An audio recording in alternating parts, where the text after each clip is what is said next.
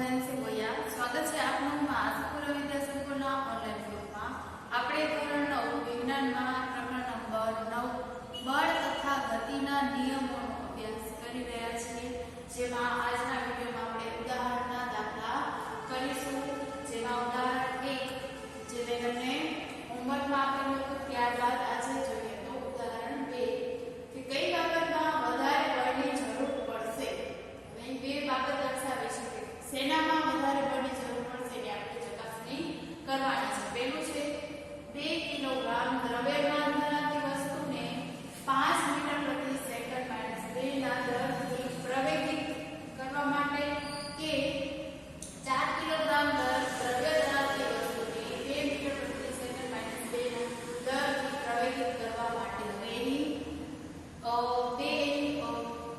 શું કહેવાય કે કન્ડિશન આપેલી છે કે સેનામાં વધારે બળની જરૂર પડશે. તો F બરાબર m એટલે આપણે સૂત્ર જોઈ ગયા.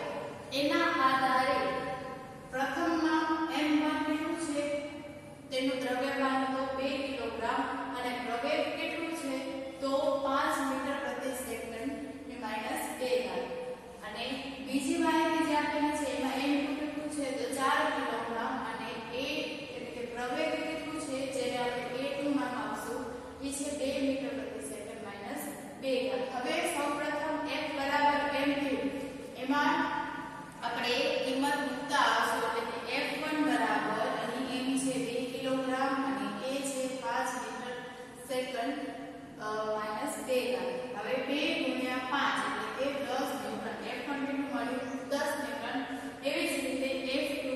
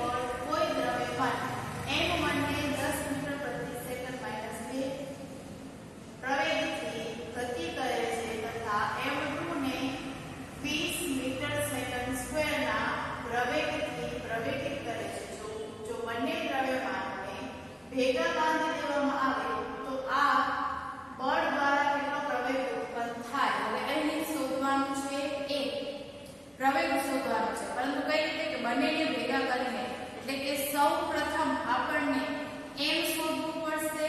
એટલે m1 અને m2 અલગ અલગ ગણતરી કરી અને બંનેનો સરવાળો કરશું અને ત્યારબાદ તેના આધારે જે પ્રવેગ ઉત્પન્ન કેટલું થાય છે એ શોધીશું. તો પહેલી જે માહિતી આપેલી છે, સૌપ્રથમ f બરાબર ma.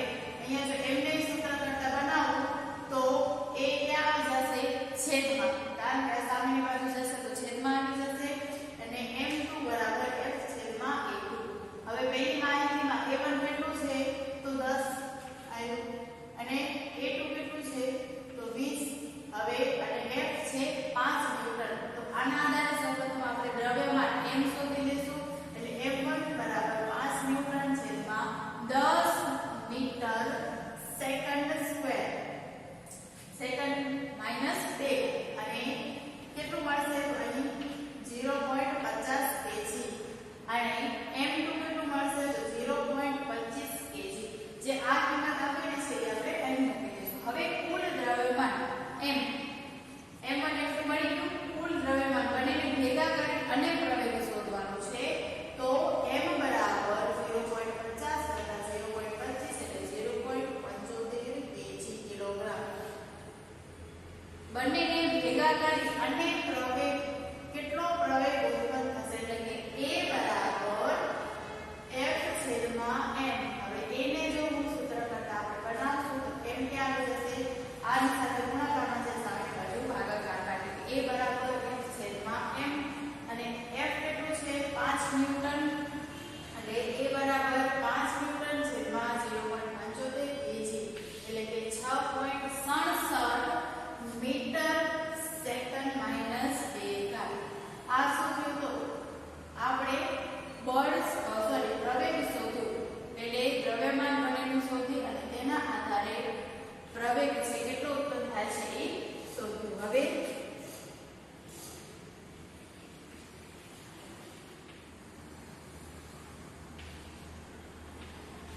સ્વાધ્યાયમાં તમારે 9.5 જે છે એ કરવાનું છે.